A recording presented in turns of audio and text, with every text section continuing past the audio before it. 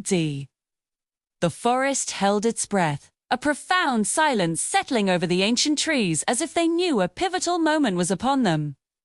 In the heart of this stillness, a man named Beast Draquin stood before a weathered stone, an artifact pulsating with forgotten power. His hand, trembling slightly, reached out. As his fingertips made contact with the cold, rough surface, Sympian, ancient symbols etched into the rock began to glow with an ethereal light. A wolf, a dragon, a phoenix.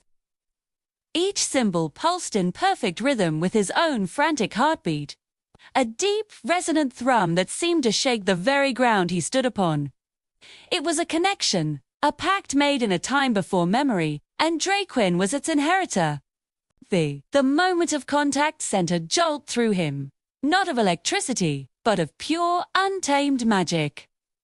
A fire ignited deep within his chest, a sensation far more intense than any physical heat. It was the fire of creation, of transformation, and it surged through his veins like molten gold. Beneath his skin, something shifted, a horrifying and exhilarating ripple. 2. The familiar contours of his human form began to buckle and change. Scales, iridescent and hard as diamonds, erupted along his arms and back, shimmering with the colors of a twilight sky. A scream tore from his throat, but it was no longer human. It started as a guttural howl, the sound of a lone wolf calling to its pack across a frozen tundra. Shriek! Then it deepened, transforming into the earth-shattering roar of a dragon, a sound that echoed with primordial fury and dominion. Finally, it softened, resolving into a melodic, haunting song, the cry of a phoenix, a melody of death and rebirth woven into a single, impossible note. Fear. The sound itself was a paradox, a beautiful, terrifying testament to the change racking his body. He was being unmade and remade all at once. The transformation reached its crescendo.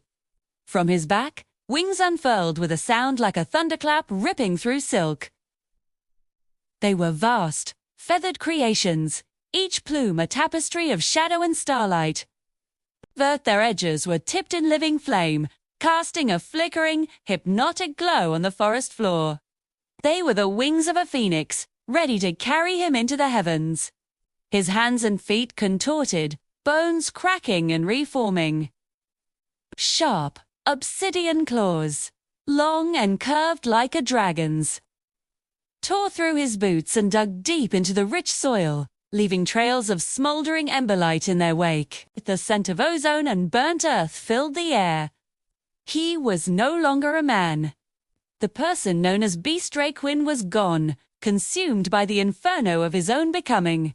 In his place stood a new being, a creature of myth and legend brought to life. He was Wolf, embodied in the primal instinct that now guided him, the keen senses that tasted the air, the powerful, lupin grace in his stance. He was Dragon, present in the impenetrable scales that armored his new form, the formidable strength coiled in his muscles, and the raw elemental power that crackled around him like static electricity. And he was Phoenix, visible in the magnificent fire-tipped wings that promised flight and resurrection, and in the ancient wisdom that now settled in his mind, a knowledge as old as the stars themselves. He was all of them, and none of them, a singular existence that defied all known laws of nature. As he stood there, a being reborn, the magical stony codex of the ancients pulsed with a final, brilliant flash of light. Words, not of sound, but of pure thought, echoed in the chamber of his new mind. They were a prophecy, a warning, and a revelation. He is not the flame, the codex whispered into his consciousness. He is the breath before it. The words settled, their meaning profound. He was the potential, the catalyst, the quiet intake of air before the world-changing inferno. The prophecy, however, did not end there.